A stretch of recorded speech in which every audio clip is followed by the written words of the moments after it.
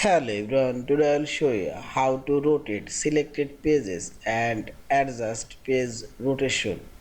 Open your PDF file and I'll select this page and I'll adjust this page rotation.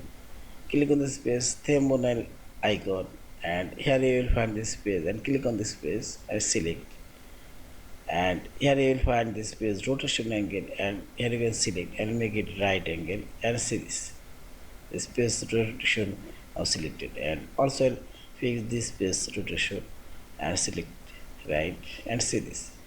Now I'll rotate all of these pages at once. Simply press Ctrl A for your keyboard and select page. Click right button for mouse cursor and here you will find the rotate pages option.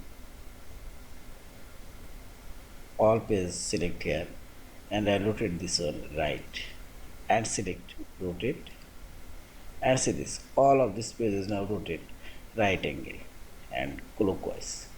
Yeah, this is, and finally select this file option, save or save as a PDF file. Thank you for watching. Please subscribe, like, share and comment.